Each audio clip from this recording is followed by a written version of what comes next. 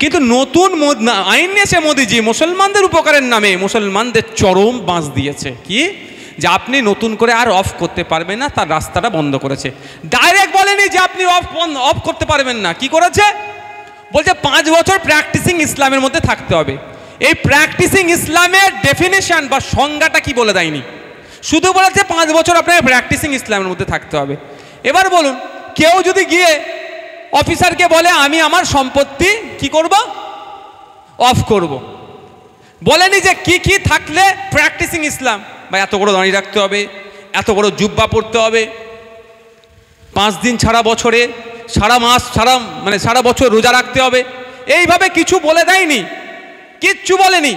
শুধু বলে দিয়েছে কি 5 বছর প্র্যাকটিসিং ইসলামের মধ্যে থাকতে হবে। এবার আপনি বলুন, আপনি গিয়েছেন আপনার ছেলের নামে এই বসিরহাটে 10 কাঠা, শহরে 10 কাঠা জায়গার জমিটা অফ করতে, আপনার মুখ দেখে বললো ও তুমি এসেছো, হ্যাঁ স্যার আমি এসেছি। আবার আজকাল তো অফিসাররা অনেক তুকারি করে। আমি আপনাদের কথা একটা বলে যাচ্ছি, যদি কোনো অফিসার আপনাদের সাথে তুকারি করে কথা বলে, তাকে ভদ্র ভাষায় বলবেন স্যার, আমি আপনাকে স্যার সম্বোধন করছি, আপনি আমাকে ভদ্র ভাষায় সম্মান দিয়ে কথা বলুন।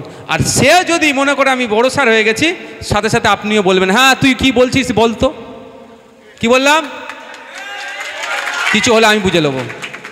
আপনার আমার ট্যাক্সের টাকায় ওই সাহেবের মাইনে চলছে, এটা মাথায় রাখবেন। আপনার আমার ট্যাক্সের টাকায় ওই অফিসারের মাইনে চলছে, যে অফিসারটা আছে না, আপনার আমার ট্যাক্সের টাকাতে চলছে, এটা মাথায় রাখবেন। যাক, এই ফিরে আসি এই জায়গায়, টাইমও স্বল্প আছে, বেশি টাইম নাই, এনার্জি কারো লস হচ্ছে না তো ভাই? তো আপনি গিয়ে বললেন সাহেব আমি করব, অফ করব, আপনার মুখের দিকে তাকিয়ে বললো ধুর বেটা, ঠিক করে নামাজ পড়ো না, তুমি ঠিক করে মুসলমানই হতে পারো নি, ইসলামের মধ্যে নেই, তুমি কি অফ করবে? কেন প্র্যাকটিসিং ইসলাম বলেছে। কেন আমি তো 5 ওয়াক্ত নামাজ পড়ি। আমার বাপের বয়সী লোক যে যদি বলে আমার আর সবাই নামাজ পড়লে কি কপালে দাগ হয় ভাই? কপালে দাগ নেই। তুমি নামাজ পড়েছো কি তোমার কপালে দাগ নাই? বাড়ি চলে যাও, তুমি ঘোড়ার ডিম। কি করবে এখন? কোথায় মামলা করবে? কোনো বাল বাকড়ার জায়গা রেখেছে?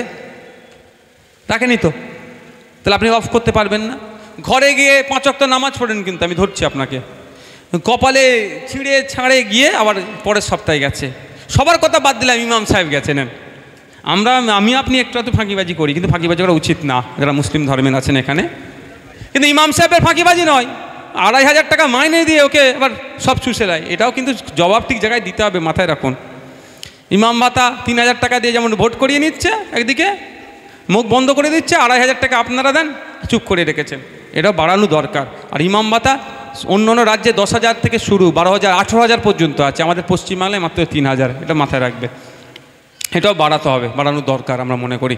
যাক, ইমাম সাহেব গিয়েছে, ইমাম সাহেবের কপালে দাগ নেই, তাড়িয়ে দিয়েছে, পরের সপ্তাহে ছিঁড়ে ছাড়ে কপাল, ইমাম সাহেব গেছে দাগ করে নিয়ে দিয়ে বলে দেখুন আমার কপালে দাগ।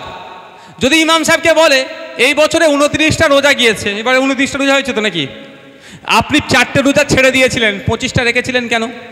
আপনি ঠিক করে মুসলমান নয়, তখন কি করবেন? কোনো মেশিনের বাবার ক্ষমতা আছে আমার গায়ে লাগিয়ে বলতে পারবে আমি 29টার মধ্যে কটা রোজা রেখেছি? তাহলে কি ওর অফ করা বন্ধ হয়ে গেল? আর নাহলে প্রতিটা মানুষের সাথে একটা করে অফিসার দিতে হবে। আমার কাছে একটা থাকবে, পিয়ারুল ভাইয়ের কাছে একটা থাকবে, মুসার কাছে একটা থাকবে। আমি ফজরের নামাজ পড়লাম কি পড়লাম না ও লিখবে, আসরের নামাজ পড়লাম কি পড়লাম না লিখবে, জোহরের নামাজ পড়লাম কি পড়লাম না লিখবে, তাই নাকি? এরকম হবে? 3 কোটি মুসলমান কম বেশি আছে পশ্চিমবাংলাতে, তাই 3 কোটি অফিসার লাগবে তো। এমনি আমার সিভিক ভাইদের ফাটিয়ে দিচ্ছে, 10,000 টাকা মাইনে 9 থেকে 10 হচ্ছে, সেটা আমার জন্য 1000 টাকা বেড়েছে। বিধানসভায় এতবার বলেছি, বলছে ওকে কিছু বাড়িয়ে দেন, আর আমাদের কান খেয়ে ফেলবে। এই 10,000 হবে না, সিভিক ভাইদেরও সমকাজে সমবেতন দিতে হবে 2019 সালের আইন অনুযায়ী। একটা সিভিক ভলেন্টিয়ার একটা কনস্টেবলের থেকে কোনো অংশে কাজ কম করেনি। তাহলে বলুন এত অফিসার পাবে? তাহলে ভবিষ্যতের অফ করার জায়গাটা বন্ধ হয়ে গেছে। এবার শুধু কি এটা মুসলমানের উপর অত্যাচার করলো না সংবিধানে আঘাত দিল, এটা আমাদের দেখতে হবে। সংবিধানের 14 নম্বর 15 নম্বর আর্টিকেল খুলুন, ইকুয়ালিটির কথা বলা আছে। 15 নম্বর আর্টিকেলে জাত ধর্ম বর্ণ লিঙ্গ নির্বিশেষে, জন্মস্থান নির্বিশেষে আলাদাভাবে তার সাথে কোনো রকম আচরণ করা যাবে না। তাহলে সংবিধানের 15 নম্বর আর্টিকেল অনুযায়ী মুসলমানের সাথে আলাদা করে কেন আচরণ হচ্ছে? আপনাদের এখানে বিখ্যাত মন্দির কোথায় আছে? বিখ্যাত মন্দির কোথায়? এলাকার মন্দির কোথায়? বসিরহাট কালী মন্দির যা নাম আছে, ওই কালী মন্দিরের নামে কেউ যদি মনে করে আমি 1 বিঘে জমি দান করবো, করে তো অনেকে, হ্যাঁ, তাহলে সেই মানুষটাকে কি 5 বছর ধরে হিন্দু থাকতে হবে? এরকম কোনো আইন আছে? কোনো খ্রিস্টান যদি মনে করে গির্জাতে আমি 1 বিঘে সম্পত্তি দান করব, তাকে 5 বছর ধরে খ্রিস্টান থাকতে হবে, এই ধরনের কোনো আইন আছে? কোনো শিখ ভাই যদি মনে করে আমি 5 বছর আমি গুরুদুয়ারাতে 1 বিঘে জমি দান করব, তাকে কি 5 বছর ধরে শিখ হতে হবে? এরকম আইন নেই। তাহলে মুসলমানের জন্য আপনি কেন করলেন?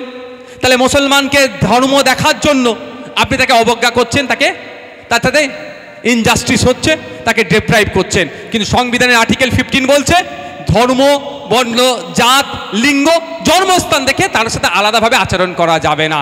তাহলে মোদির যে আইন নিয়ে এসেছে নতুন, শুধুমাত্র মুসলমানকে আঘাত দিচ্ছে না, সংবিধানের 15 নম্বর 14 নম্বর আর্টিকেলকে আঘাত দিচ্ছে। সংবিধানের আঘাত এবং মুসলমানকে আঘাত দেওয়ার জন্য আমরা এই প্রতিবাদ করছি। আর এই প্রতিবাদটা দিদিমণি বলছে এখানে করা যাবে না। তাহলে দিদিমণি কার হয়ে কথা বলছে? এটা মাথায় রাখেন যেন, ভোটের সময় যেন ভুলে যান। ভোটের রাতে যদি এসে 500 টাকা দেয় ছাড়বেন না, আরও 500 টাকা দেবেন, ভাই এই তো এখন সময় খারাপ, দে 1000 টাকা দে, তাই না? ও 26 অবস্থা খারাপ। আমি দায়িত্ব নিয়ে বলছি, বিজেপির পায়ে হাতে ধরে ম্যানেজ করতে হবে ওদেরকে, তাছাড়া ওদের কোনো দ্বিতীয় রাস্তা নাই।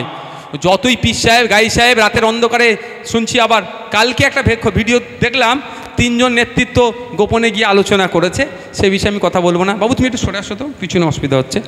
3 জনে যতই যার সাথে সেটিং করো না কেন, পশ্চিমবাংলার হিন্দু মুসলমান নির্বিশেষে পুরো প্রস্তুতি নিয়েছে এই বিজেপি আর তৃণমূলকে বাংলা থেকে বিতাড়িত করবে। এদের বেঁচে থাকার, বাংলায় থাকার একটাই রাস্তা, বিজেপি তৃণমূল গটাপ করে দাঙ্গা লাগাও, এছাড়া ওর দ্বিতীয় রাস্তা নাই। তাই হিন্দু মুসলমান নির্বিশেষে আমাদেরকে সজাগ থাকতে হবে, এদের ফাঁদে পা দেওয়া যাবে না, এদের বিরুদ্ধে ঐক্যবদ্ধভাবে লড়াই করতে হবে।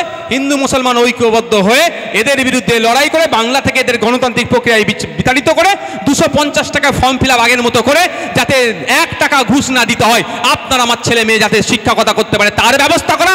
রাস্তাঘাটে যেভাবে পুলিশি হাইরানি থেকে শুরু করে অন্যায় হচ্ছে, সেগুলো সব ধরনের সামাজিক যে অবক্ষয় হচ্ছে সব থেকে বন্ধ করার দায়িত্ব নিতে হবে। আমি আপনাদের আর একটা পয়েন্ট বলছি, কেন এর বিরোধিতা আমরা করছি। এই আইনে বলা আছে ওয়াক বাই ইউজার, এটাকে কি করা আছে, ইনভ্যালিড করে দিয়েছে, অবৈধ ঘোষণা করেছে। ওয়াক বাই ইউজার যদি ডাইরেক্ট আমি ট্রান্সলেট করি, ব্যবহারকৃত বা ব্যবহার করতে করতে যেটা অফ হয়েছে। আর সহজ বোঝার জন্য যদি আমি বলি, এটা দাঁড়াবে কি বলো তো, এই মনে হচ্ছে এনার্জি লস হয়ে গেছে, আমি শেষ করে দিচ্ছি কিন্তু ভাই, তাহলে 2 মিনিট তাহলে দাঁড়াতে হবে। আমাকে যত তাড়াতাড়ি ছেড়ে দিতে বলবেন তত আমার ভালো ভাই, আমি বলছি। ওয়াক বাই ইউজার যদি আমি সহজে বোঝানোর জন্য, যে মৌখিক দান। আচ্ছা, এই বসিরহাটে তো অনেক ঐতিহ্যশালী মসজিদ আছে না? হ্যাঁ, শাহী মসজিদ আছে। কত বছরের মসজিদ? 500 বছরের।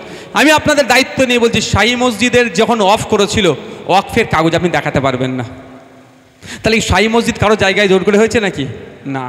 আপনাদের এলাকায় 200 বছরের কবরস্থান আছে না? 400 বছরের কবরস্থান পেয়ে যাবেন আপনাদের এলাকায় আছে। এবার এটা কিভাবে হয়েছে আমি একটা উদাহরণ দিলে বুঝতে পারবেন।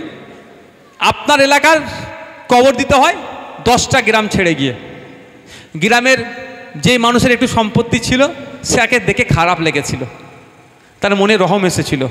গ্রামের 5টা মাতব্বরকে ডেকে, বয়স্ক লোকেদেরকে ডেকে, এই তোরা অত দূরে কবর দিতে যাস, বর্ষার সময় যেতে হয়। এখন যে রাস্তার অবস্থা, ওই 40 বছর আগেও এক রাস্তার অবস্থা হয়েছিল। দেখো না এই রাস্তার এই অবস্থা, এই তো অবস্থা রাস্তা, এই তো এখানেতে খবর হয়ে গেল, মিডিয়ায় খবর হয়ে গেল, তাও রাস্তার পরিবর্তন হলো না। মানে এটা নির্লজ্জ, বেহায়া। দোকান কাটা, 1 কান কাটা হলো হতো 2 কান কাটা। তোলা তুলতে তো তার হোঁশ নেই যে ওর বাড়ির অ্যাম্বুলেন্সটাও অন্তত যদি যেতে হয় তাহলে সেই কষ্ট করে যেতে হবে। ওনার বাড়ির মেয়েটা যদি প্রেগনেন্ট থাকে, যদি শহরে নিয়ে যেতে হয়, কষ্ট করে তার বাড়ির মেয়েটাও যাবে। হোঁশ নেই, তুমি নেতা হয়ে বসে আছো, রাস্তাটা ঠিক করতে অন্তত পারছো না, তোলা তুলতেই ব্যস্ত। ওর বলার ক্ষমতা নেই কেন তোলা তুলছে। যাক, আমি আসা যায় ফিরে। তো ওই কী করতো আমাদের পূর্বপুরুষেরা, এদিকে আয়, ওই কবর, ওই 10 কাটা জায়গাটা খুদরা করবি, মসজিদ করবি, আল্লাহ রাস্তায় দিয়ে দিলাম, গ্রামের মানুষকে মসজিদ করবি। এইভাবে মসজিদ হয়েছে তো ভাই। ওই 2 বিঘে 3 বিঘে জায়গাটা আছে ওই খালের ধারে, বাঁশতলার গায়ে, ওই সব তোরা কবর দিতে 10টা গ্রাম দূরে যাস, তোদের কাছে যেতে হবে না, তোরা এখানে কবর দিবি। এইভাবে তো হয়েছে কবরস্থান। আপনার আমার পূর্বপুরুষদেরকে আমার পূর্বপুরুষরা দান করেছে, এটা কাগজ পাবেন, মৌখিক দান। মোদি বলছে এখন নতুন আইনে, মোদিজির নতুন আইনে বলছে ওর কাগজ চাই। আপনি দান করেছে কাগজ পাবেন? তখন এই রেজিস্ট্রি সিস্টেমটাই ছিল 500 বছর আগেকারে, বলে তাহলে কি হবে? মোদিজি বলছে ওটা সব আমি নিয়ে কাগজ দিতে হবে। কাগজ যখন দেখাতে পারবেন না তাহলে অটোমেটিক্যালি মোদিজি নেবে। চক্রান্তটা কোথায় বুঝতে পেরেছেন? সারা ভারতবর্ষের 8 লক্ষ একর মতো ওয়াকফ সম্পত্তি আছে, তার মধ্যে 4 লক্ষ একর ওয়াকফ সম্পত্তি মৌখিক দানে। ওই 4 লক্ষ একর ওয়াকফ সম্পত্তির নজর মোদিজিদের নজরে পড়েছে। আর ওই 4 লক্ষ একর সম্পত্তির মধ্যে কলকাতার প্রাইম প্রপার্টিগুলো, যার 1 কাঠার দাম 20 কোটি টাকা, দিল্লির জমিনে, মহারাষ্ট্রের মুম্বাই শহরে, কলকাতায় 1 কাঠার দাম 5 কোটি টাকা, এই ধরনের সম্পত্তি আছে যেগুলো মোদি নিয়ে ওর বন্ধুদেরকে দেবে আমোদ প্রমোদের জন্য, রিসর্ট বিল্ডিং বানানোর জন্য। বুঝতে পারছেন? এর বিরুদ্ধে আমাদের লড়াই। এবার হচ্ছে কথা, আপনার আমার পূর্ব